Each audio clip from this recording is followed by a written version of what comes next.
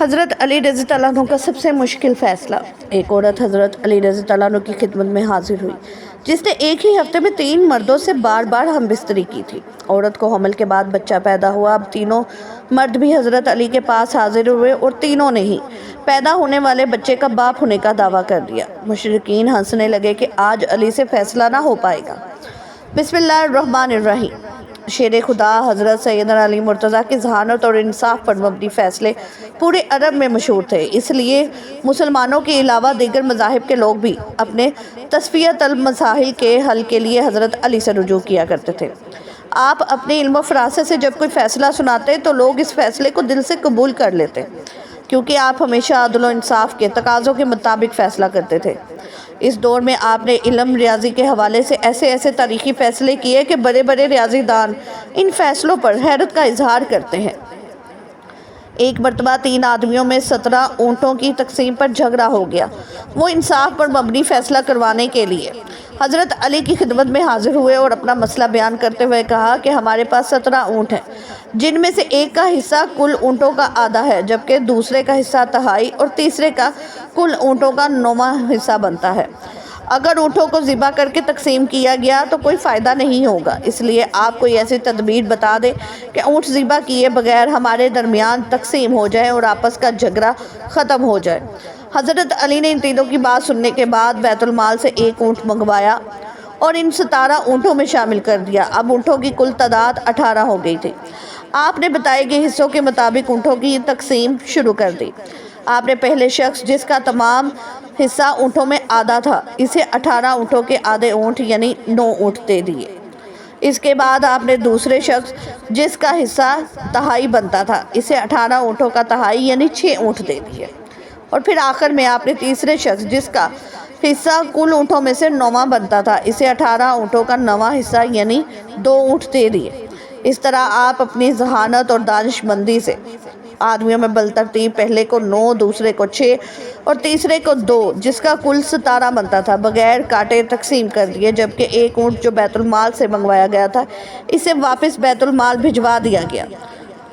حضرت علی رضی اللہ عنہ کے عدل و انصاف کا ایک اور دلچسپ واقعہ بہت مشہور ہے۔ وہ 2 شخص سفر پر نکلے ہوئے تھے کھانا کھانے کے لیے کسی جگہ پر اکٹھے بیٹھ کے۔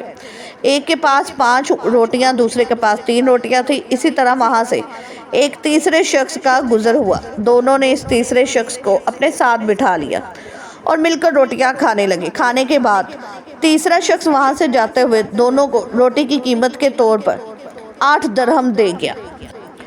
اب ان دونوں میں 8 درہم کی تقسیم پر جھگڑا شروع ہو گیا تھا۔ جس کے پاس 5 روٹیاں تھیں، اس کا کہنا تھا کہ روٹی کے حساب سے اس کے 5 درہم اور دوسرے کے 3 درہم بنتے ہیں، جبکہ دوسرا جس کے پاس 3 روٹیاں تھیں وہ 8 درہم برابر تقسیم کرنے پر بضد تھا۔ آخر کار دونوں یہ معاملہ لے کر حضرت علی کی خدمت میں حاضر ہو گئے۔ آپ نے ساری بات سننے کے بعد 3 روٹیاں رکھنے والے شخص سے فرمایا، تمہارا ساتھی جو تمہیں دے رہا ہے اسے قبول کر دو، کیونکہ انصاف کے مطابق تمہارے حصے میں صرف 1 درہم آتا ہے۔ یہ سن کر وہ شخص حیران ہو گیا اور عرض کی، آپ مجھے سمجھا دیں کہ کیسے میرا حق صرف 1 درہم بنتا ہے؟ آپ نے فرمایا، روٹیوں کی کل تعداد 8 تھی اور کھانے والے تم 3 تھے۔ اگر ایک روٹی کے 3 ٹکڑے کیے جائیں تو 8 روٹیوں کے کل 24 ٹکڑے بنتے ہیں، جو تینوں میں برابر تقسیم کر رہے ہیں تو ہر ایک کے حصے میں 8 روٹی کے ٹکڑے آتے ہیں۔ تم نے اپنی 3 روٹیوں کے 9 ٹکڑوں سے 8 ٹکڑے کھا لیے ہیں اور باقی 1 ٹکڑا بچا، جبکہ تمہارے ساتھی نے اپنے 5 روٹیوں کے 15 ٹکڑوں میں سے 8 ٹکڑے کھائے تو باقی 7 ٹکڑے بچے۔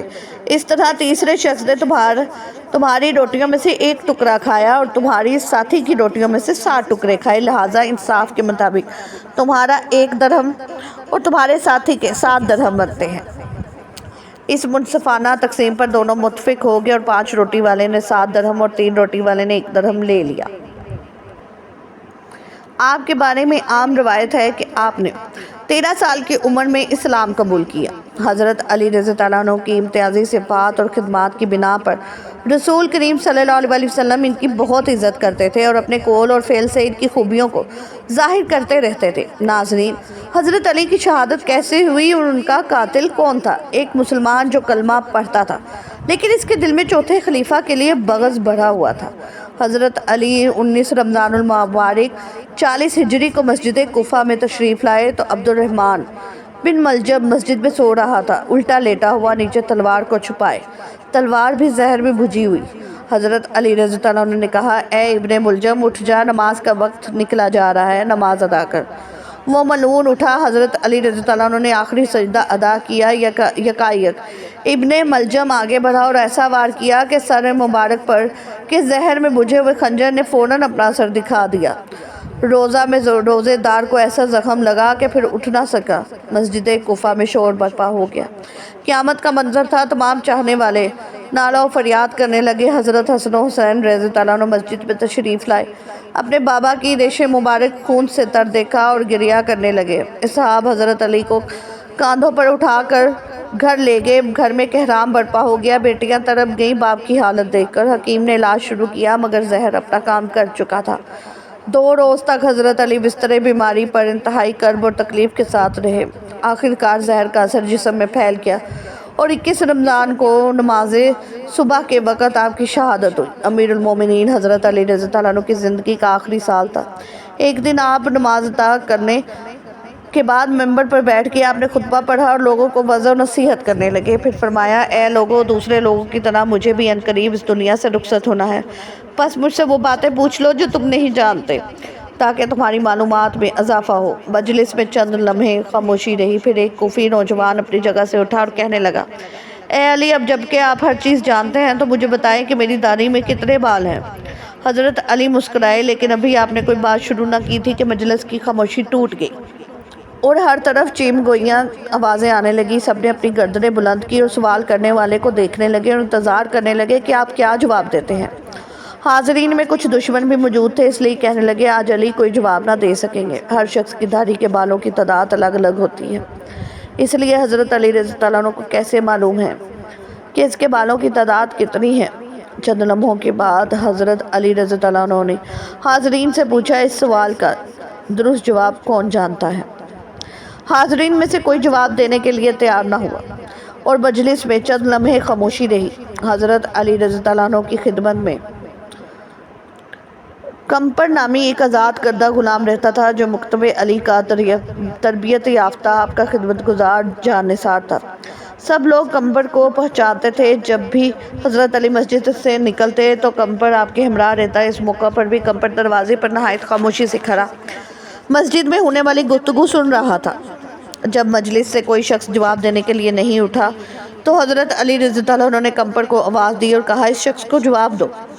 کمپر نے سوال کرنے والے کوفی جوان سے کہا، اگر تم لوگوں کے بدخواہ نہیں ہو اور سچے ہو تو اس بات کی تصدیق کرو کہ اس سوال سے تمہارا مقصد کیا ہے۔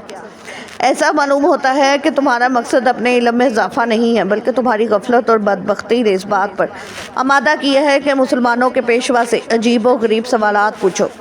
یاد رکھو، حضرت علی رضی اللہ عنہ کو وہ تمام باتیں معلوم ہیں جس میں تمہاری بھلائی ہے۔ میں تمہیں جواب دے سکتا ہوں، لیکن اس سے قبل کہ تمہارے سوال کا جواب دوں، تمہیں معلوم ہونا چاہیے کہ تمہاری داڑھی کے ہر بال میں ایک شیطان چھپا بیٹھا ہے جو تمہارے دل میں وسوسے ڈال دیتا ہے اور تمہیں رائے راست سے دور کر رہا ہے۔ ہماری رہنمائی کے لیے اللہ تعالیٰ کی کتاب موجود ہے جس میں کوئی کمی پیشی نہیں ہے، لیکن اللہ تعالیٰ کی کتاب بھی آسمان کی ستاروں، فرشتوں اور پیغمبروں کی تعداد بیان نہیں کرتے، اس لیے کئی چیزوں کا شمار کرنا بے حاصل ہے جب تک کہ اس میں فائدہ نہ ہو۔ سوال کرنے والا ابھی تک نہایت بے صبر تھا، اس لیے کہنے لگا، اے کمبر، تو نے وعظ و نصیحت تو کر دی لیکن میرے سوال کا جواب نہیں دیا۔ کمبر نے کہا، اگر تم سمجھتے ہو کہ تمہاری داڑھی کے بالوں کی گنتی تمہارے لیے سود مند ہو سکتی ہے تو میں تجھے اس کا جواب بھی دے سکتا ہوں، تمہیں مطمئن بھی کر سکتا ہوں۔ سوال کرنے والا جوان کہنے لگا، مجھے اس کا کوئی خاص فائدہ تو معلوم نہیں ہے، تاہم میں نے ایک سوال پوچھا ہے جس کا جواب جاننا چاہتا ہوں۔ کمبر نے جواب میں کہا، مجھے بھی اس میں کوئی فائدہ نظر نہیں آتا، لیکن ایسے سوال کی حیثیت دوسروں کا وقت ضائع کرنے اور بچوں کے افکار کو گمراہ کرنے کے علاوہ کچھ نہیں ہے، لیکن ابھی تک اپنے سوال کا جواب مانگنے پر اصرار کر رہے ہو۔ کیا تم گنتی اور حساب جانتے ہو اور 1000 لے کر 10,000 تک گنتی کر سکتے ہو؟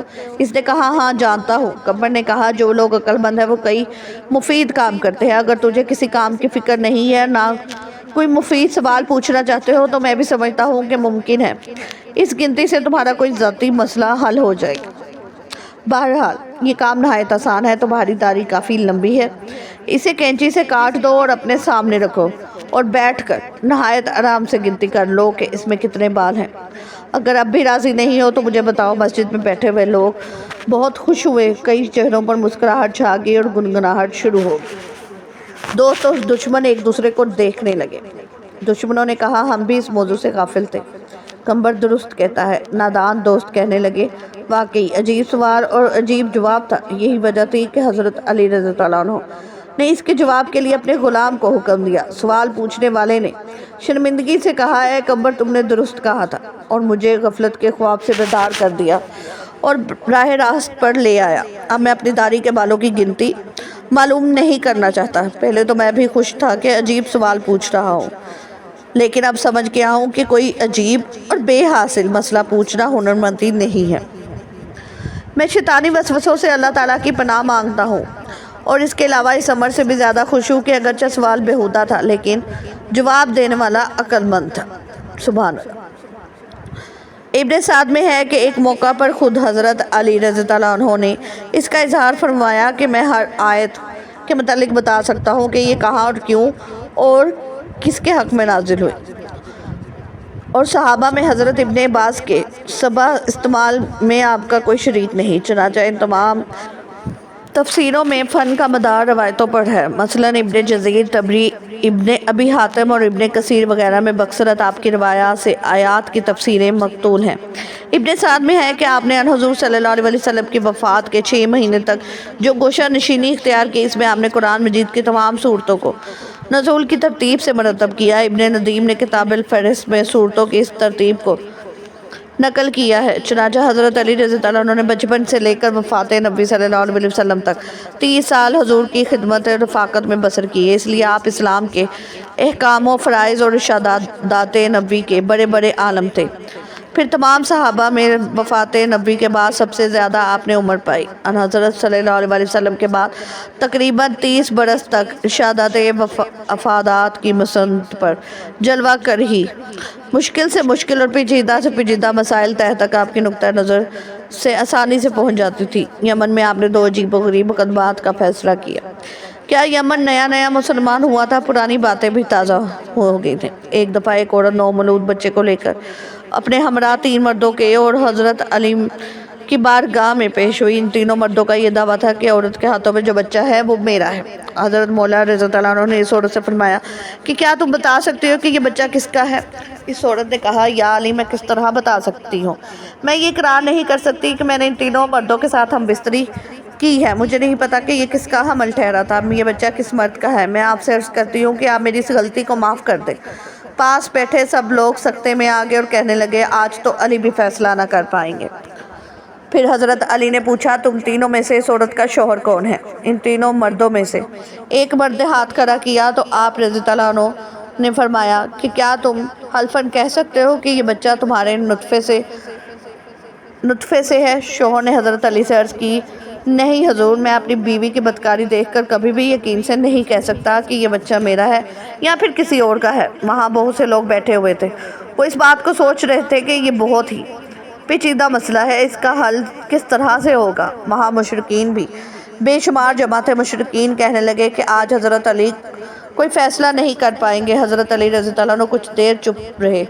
اس کے بعد حضرت علی نے قرعہ ڈالا اور فرمایا کہ اب میں قرعہ ڈالتا ہوں، جس کے نام پر قرعہ نکلے گا بچہ اس کا ہوگا۔ حضرت علی رضی اللہ عنہ نے 3 ٹکڑے کاغذ کے لیے اور تینوں پر ایک ایک مرد کا نام لکھ دیا یا پھر اس کو چھپا کر سامنے کیا گیا۔ ایسا کئی بار کیا گیا۔ جب بھی قرعہ نکلتا تو ایک ہی مرد کا نام نکلتا۔